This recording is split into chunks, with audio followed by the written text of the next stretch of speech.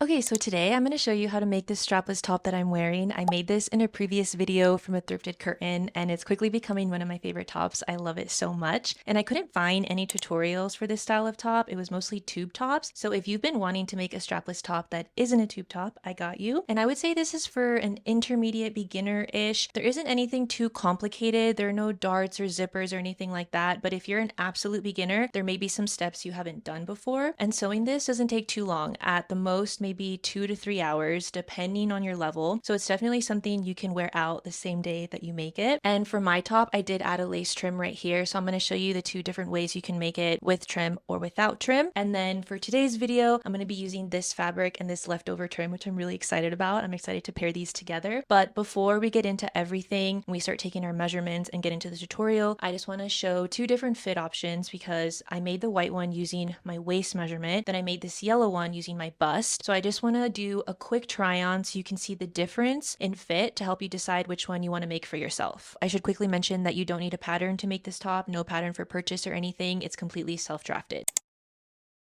So this strapless top, I used my waist measurement of 28 inches, and you can see that this fits me a lot straighter. There isn't a lot of volume. So if you are someone that doesn't like a lot of volume in your tops or you prefer more of a straighter look, I would use your waist measurement. So now let me show you the yellow one. The yellow top, I used my bust measurement, which is 34 inches. So it's a 6-inch difference from the other one. And you can see that it looks like it has a lot more volume. It just has more fabric, and I think because I'm smaller chested that using my waist measurement fits me better. But maybe if you want to make this top into a dress, or if you have a fuller bust, you may want to use your bust measurement. So I just wanted to show you the two fit differences to help you decide which one you want to make. I also made the fold over piece a little bit longer, like 2 or 3 inches, so you can see the difference of, instead of it being like closer to the top, it's kind of more in the middle of the top. And also just a quick note about fabric. So this white one, I used a very light like cotton polyester blend. It's almost see-through. And this one, I used a 100% cotton bed sheet that isn't see-through at all. Your fabric choices may be something you want to consider. If you are using a thicker fabric, there may be more volume, but I think that because this is technically double lined, because you have the fold over piece, you wouldn't be able to see anything, that you may want to consider a lighter woven fabric. Okay, before we start measuring, I just want to quickly go over the materials that you'll need. So of course you're going to need your fabric of choice, some cutting scissors, pins or clips, matching thread, measuring tape or ruler, little scissors to cut your thread if you have them, trim if you'll be using it, and then your choice of elastic. I chose 1-inch elastic.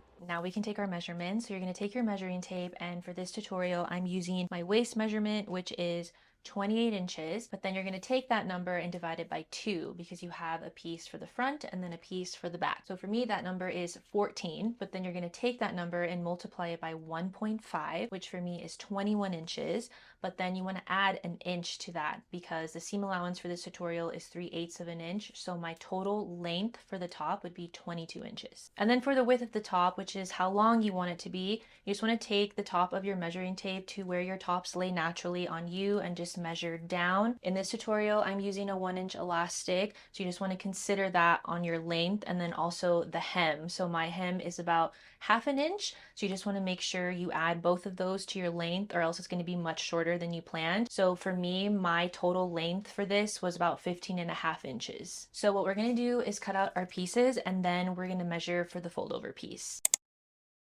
And just a quick note before you start cutting, I do recommend giving your fabric a good press before you start marking and cutting. It's definitely a lot easier to work with a nice smooth fabric instead of something super wrinkly, but of course that step is optional. You do not have to do that. So when you're ready to mark your fabric, you're just going to take your measuring tape or ruler and then take that fabric marker or chalk and mark your starting and end points. I am working with a plaid fabric, so I am using those lines as a guide, which makes this a lot easier. But if you are using a solid color fabric or maybe something printed like with flowers, I do recommend getting one of those cardboard sewing boards. It definitely makes it a lot easier to have better precision with drawing and cutting straight lines. I'm terrible at cutting and drawing straight lines freehand. They always come out slanted, so I do use that, but I didn't in this tutorial because I'm working with a plaid fabric. And I do want to mention early on that visually this will be a slower paced tutorial because I'm trying to keep beginners in mind, since I was a beginner not too long ago, about 2.5 years, and so I always appreciate appreciated slower paced tutorials because of course you learn from doing, but I really think that you learn a lot from watching. So when you cut out that first piece, to make things go a little bit faster, I always take that one piece and put it on top of the fabric so I can cut out my second piece. It just makes it a lot easier instead of re-measuring everything. Also, to hold my fabric down, I used pins in this tutorial, but I do like to use coasters, so you can definitely use a weight of your choice. And when you cut out that second piece, we basically have half of our top, which is great. So here we have two nice rectangles. So now that we've cut out our main pieces, we can move on to the fold over piece. And this part is a little confusing because you kind of need to think ahead in order to plan how long you want your finished fold over piece to be. So let me explain. So the first thing you want to do is take your measuring tape and just figure out how long you want your finished fold over piece to be. Mine is about 6 inches. But then because the fold over piece is folded over your 1-inch elastic, and if you're using a wider elastic, then you would subtract that. And there's a tiny like 1/8 of an inch seam allowance here when we sew the two pieces together. And then you want to just give yourself a little bit of room when you make your tunnel so your elastic isn't super squished. So I actually made my fabric piece 5.25 inches just to give me a little bit of room because I lose an inch, which makes it like roughly 4 inches. But then if you add the 2 inches of my trim, it equals 6. So there's a little bit of planning and math that you have to do depending on your elastic and the width of your trim that you use. And if you don't use any trim, then you don't have to include that. So we're going to cut our pieces now, and then the length of your piece is just going to be slightly, like literally a hair or two longer than the fold over piece, and I will explain why. So once you've gotten your measurements, you're just going to cut out the fold over pieces the same way that you cut your main pieces out. So you're going to take your measuring tape or ruler and mark your starting and end points, then cut your first rectangle out. And then once you do that, you're going to place that first one on top of the fabric to trace the second one. And you'll also want to make sure that you line everything up so it's nice and even. And then after you cut out your two fold over pieces, you will also cut out your two pieces for your trim if you're going to be using trim. Before we start putting our top together, you are going to overlock the 3 sides of your main pieces, leaving the hem alone because we will roll that at the end. I'm using an overlock machine to finish my edges. If you do not have an overlock machine, you can use a zigzag stitch. That works just fine. And the reason we're overlocking our edges right at the beginning is because once we start putting the top together and adding the fold over piece and the elastic, it's going to be kind of tricky to try and finish the edges with all of that. So I found that it was easier to do it right at the beginning. And your finished edges should look like this when you're done with your main pieces. And for your fold over pieces, you will overlock all 4 sides if you're going to be using trim. If you're not going to be using trim, then you would just do the 3 sides like your main pieces because you will then roll that bottom hem at the end. And your finished edges for your fold over piece should look like this. And now we have officially finished all of our prep work, so we can now start sewing. To put the main pieces together, you're going to take one main piece right side down, wrong side up. So the wrong side should be facing you. And then you're going to do the same with the fold over piece, right side down, wrong side facing you. And since we made our fold over piece just slightly longer, you do want that sticking out like this. I'm using the overlock stitch as a guide. And the reason is because we don't want the two seams for the fold over piece and main piece to overlap with each other when we are sewing. So basically, you don't want the edges for your main and fold over piece to be aligned. You do want your fold over piece to be sticking out slightly. And then you're just going to pin along the top, just making sure that everything is even so you can sew that straight line at the top. But before you start sewing, you are going to mark the seam allowance at 3/8 of an inch on each edge, and that's going to be your starting and end point. So you will start sewing at that point and then end at that point. And then the seam allowance for the top, you will use your overlock stitch or zigzag stitch as the guide. You're just going to sew as close as you can to the edge. So I think it's roughly like 1/8 or 1/16 of an inch, just following that overlock stitch or zigzag stitch that you did. So when you're ready to start sewing, you're going to sew 3/8 of an inch from one end and then stop 3/8 of an inch from the other end. And then when you're sewing at the top, you're just going to sew very close to your overlock stitch. So when you're done, it should look like this, and then you will do the same for the second main piece. So now we're going to sew the side seams of the main piece only. You can see here that I pinned it all the way down. An important step to note is that you want to push the edges of the fold over piece away. You want them to be pushed back. You do not want to sew over that because we're going to do that in a separate step. And I want to show how everything should look before you start sewing. So you're going to sew with a 3/8 of an inch seam allowance, and you just want to make sure that you push the edges of the fold over piece away like you see here. Definitely take your time aligning your needle. You want it to be as precise as you can, and you're just going to sew all the way down. And if you happen to accidentally sew over the fold over piece, it's no biggie. You can use a seam ripper or little scissors to unpick the stitch and do it again. It's no problem at all. And if you didn't know, in case you're a beginner, 3/8 of an inch is the width of your presser foot, so you can use that as a guide so you don't have to mark the seam allowance every time. A little trick that I like to do is line up the edge of my fabric with the edge of the presser foot, and then I just drop my needle down so it makes a little hole, and then I just mark that hole so you don't have to measure 3/8 of an inch every time with your measuring tape. And now we're just going to press our side seams open, so you're just going to give them a good press on both sides of the top, and then just make sure to push those fold over pieces back so you can press right at the top. So now we're going to pin the sides of fold over piece only. It's just to hold it in place. And here are some photos of how you should be lining up the side seams. You do want your fold over piece to be slightly overlapped with your main piece. You don't want them to be perfectly aligned with each other. So we're just going to pin both sides to hold the fabric in place while we mark our tunnel for the elastic. So you're going to lay your piece with the fold over piece facing you, and then you're just going to line up your elastic right under the stitch where you overlocked or zigzag stitch. And I'm taking pins to hold my elastic in place so it doesn't move around. I find that this is easier than trying to measure the exact width of your elastic on your fabric.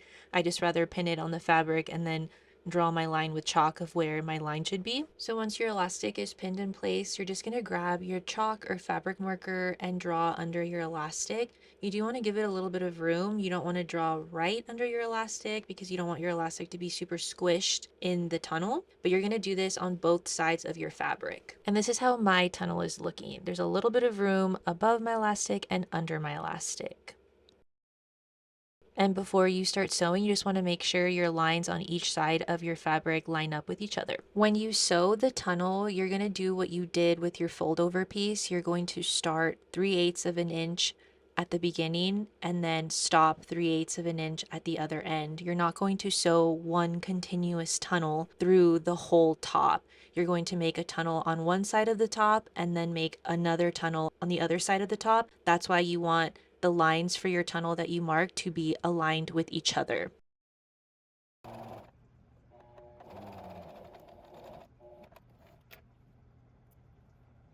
And here's how those side seams should look on both sides. You should be able to open it up like this and see the seam for the main piece. And you should be able to stick your finger like this on both sides, and that's where you're going to thread your elastic. So now you can remove those pins, and you want to open up your fold over piece just to make sure that everything is still aligned like it should be. So before we thread our elastic through, we're going to pin and sew our trim on first. It'll just be easier this way. And if you're not using trim, you can skip this step, and I will put where you can skip to. So since the wrong side of the fold over piece is facing you, you're going to flip it up like this so the right side is facing you. And then you're going to take the top edge of your trim and pin it along the bottom edge of your trim like this, just lining it up as best as you can along the edge of the fold over piece.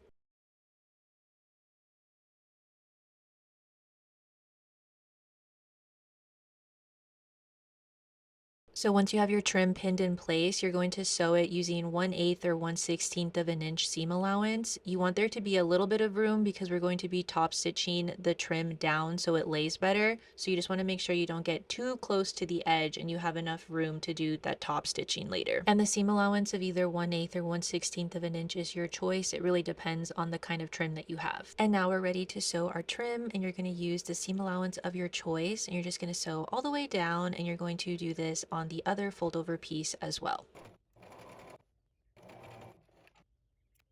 Then you're going to take your top to your iron, and you're just going to want to press that seam allowance down. You're going to want to press it away from the bottom edge of your fold over piece. This way it's not exposed and you can't see it through your trim. I like to give my top a good press when I'm going to top stitch because I think it's easier to top stitch on a nice even surface. So you're just going to do this on the other side. And of course, this step is optional. If you don't like ironing, you do not have to do it. So now we're ready to top stitch. And technically this step is optional. You do not have to do it. But I find that top stitching just makes the top look a lot more elevated. It helps keep that seam allowance down so it's not rolling up underneath. So when you do start washing your top and wearing it, that seam allowance isn't going to be peeking through your trim. You're going to sew all the way down as close to the edge of the trim as you can.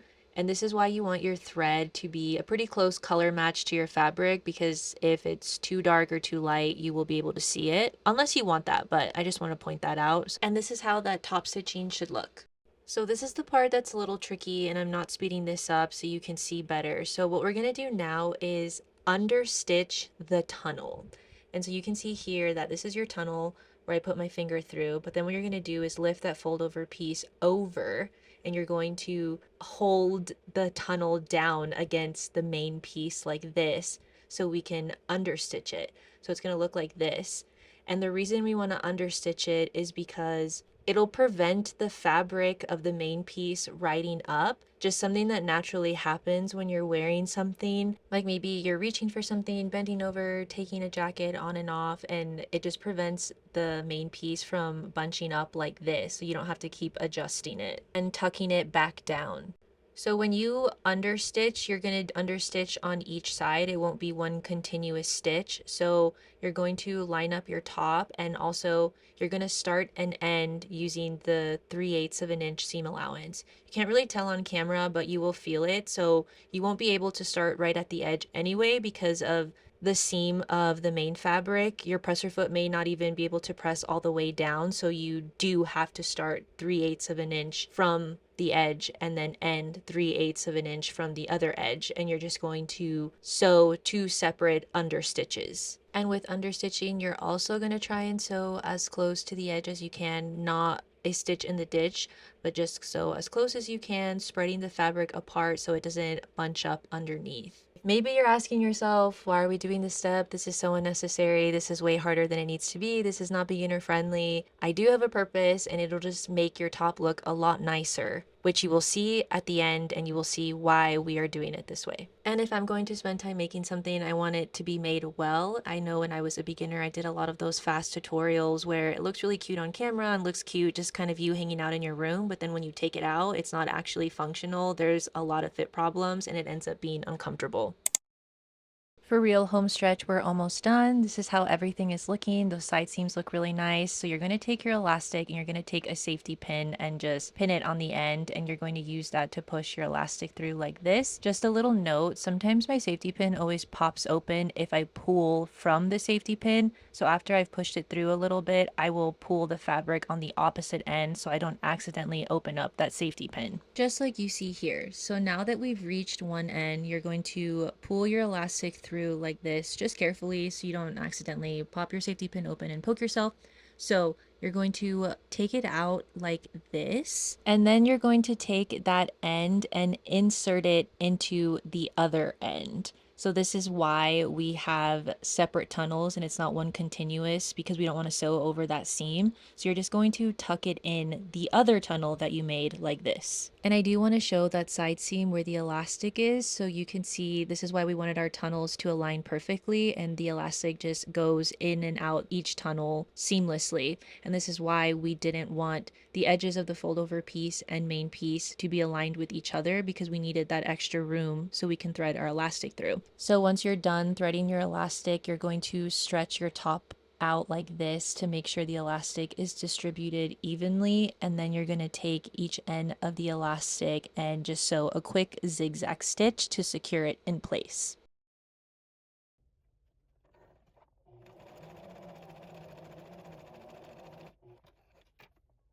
So when you're done sewing your elastic, you're going to stretch your top out like this to make sure your elastic is even. And then you're just going to take that end and tuck it into the tunnel. And also just make sure that your elastic isn't twisted. And if it is, you can definitely redo and sew it again. So then you're going to take the two ends of your fold over piece and line them up together. And before you start sewing, you just want to lift open the fold over piece just to double check that you're not accidentally going to sew over the main piece as well. And you're just going to sew all the way down using that 3/8 of an inch seam allowance. And I just wanted to show the end result of the side seams. You can see why we put the top together like this. You can see that they're overlapped and they're not sewn together. So your finished top should look like this on the inside. Then you're going to take your top to your ironing board once more and give the side seam of the fold over piece a good press on each side. So then when you're done with that, you're going to turn your top right side out because we want to give the fold over piece a good press. So right now it's wrong side out. So you're going to pull the main piece out like this so the right side seam is out. And then you're going to do the same thing with the fold over piece. Just going to pull it out and pull it over. And you'll be able to see the understitch that we did, and that's what we're going to press so it lays better. So you're going to put it over your ironing board like this and just kind of tuck the main piece in, line up the fold over piece so they're even with each other, and you're just going to take your top around your ironing board and press it. This part does take a little bit of time. I think the finished top looks a lot nicer if you do this.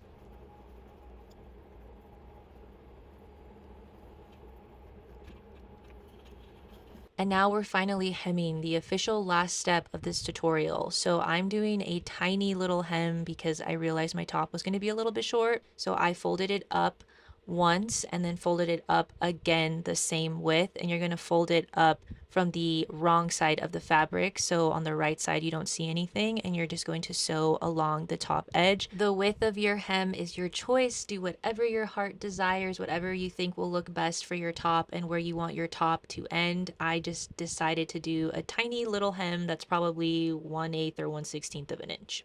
Okay, and here is the finished top. It is so cute. So I do notice that my fold over piece is just slightly shorter than I planned. I don't know if it has to do with the fabric, like the density of it, but it's still really cute. And you can see that the trim lays really nice when you top stitch it right here, or else I feel that if you wash your shirt and you don't iron it, that the seams under here are going to be popping out and you may see it through your trim. But I really hope that you enjoyed this tutorial. I know there's a lot of steps and it may seem not very beginner friendly. I feel that there's nothing really technical about this top that would make it advanced. There's no zipper, darts, pleats, nothing like that. And so it's just a lot of like little tiny steps, but I wanted to take the time to make the top in that way so it was properly made. Also, I just wanted to point out the reason that we sew the seams like we do is because I didn't want the fold over seam and the side seam to be connected. I wanted them to be separated like this. This one I'm very attached to. I